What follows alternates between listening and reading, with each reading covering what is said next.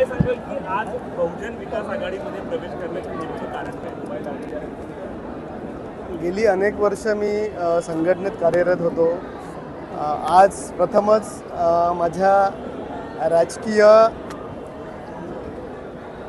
पदार्पण म्हणजे राजकीय पक्षामध्ये मी आज ऑफिशियली पक्षप्रवेश केलेला आहे. बहुजन विकास आघाडी या परिवारात मी प्रवेश केलेला आहे. कर्तव्यम परमं धर्म सेवा परम धर्म.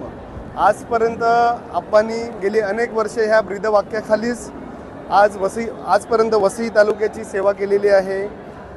म्हणजे आपणास ज्ञात असेल तर आप्पांना मंत्रिपदाची ऑफर असतानाही फक्त आणि फक्त वसई तालुक्याच्या पाण्यासाठी आप्पांनी मंत्रिपद नाकारलं. आप्पांनी सगळ्यात जास्त प्राधान्य कोणाला दिलं तर ते आपल्या वसई तालुक्यातील जनतेला दिलं. आज आपले क्षितिजदादा असतील, ह्यांचं जे विजन आहे, आज जे स्पोर्ट्स कॉम्प्लेक्स होतं आहे आणि ह्यांचं जे विजन आहे त्या विजनच्या अनुषंगाने येणाऱ्या जर स्वप्न साकार झालं तर निश्चितच वसई विरारचा कायापालट हा झालेला असेल आणि वसई विरारचं नवीन रूप आपल्याला बघायला मिळेल. आज मी आज एका राजकीय पक्षात आणि परिवारात प्रवेश केलेला. उमेदवारी न मिळाल्यामुळे तुम्ही नाराज होते का? असं काहीच नाही आहे. राजकीय पक्षात आणि बहुजन विकास आघाडीत येण्याचं सगळ्यात मोठं कारण मी आप्पांना जवळून भेटलो, जवळून बघितलं. दुरून डोंगर साजरी, दुरून आपल्याला वेगळं काहीतरी चित्र दिसतं, पण प्रत्यक्षात जेव्हा मी समोर आलो, आप्पांना भेटलो, जवळून भेटलो, तर मला सगळ्या चित्र जे आहे ते स्पष्ट झालं. आणि खरोखर जर वसई तालुक्याचा कोण विकास करू शकत असेल तर ते आदरणीय आप्पा आहेत, आदरणीय दादा आहेत. ह्यांच्या नेतृत्वाखालीच वसई विरारचा विकास हा संभव आहे. किती कार्यकर्त्यांसोबत प्रवेश केला? आज माझ्यासोबत बहुसंख्य कार्यकर्ते होते.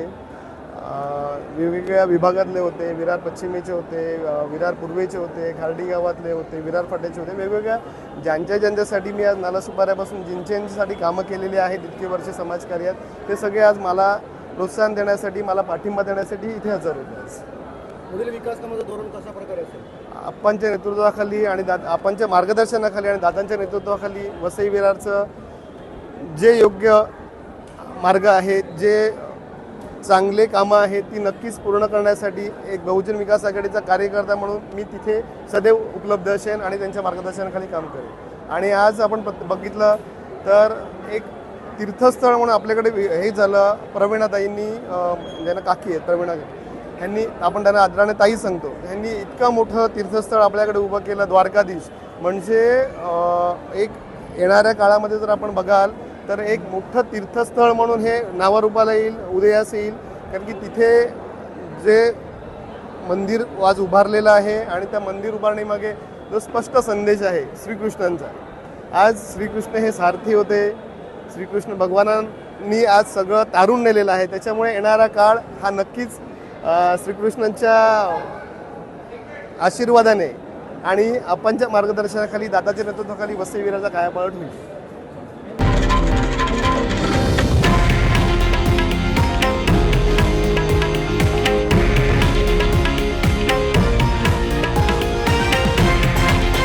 हे आहे देशातील नंबर 1 न्यूज नेटवर्क आणि आपण पाहत आहात TV9 मराठी, एकमेव.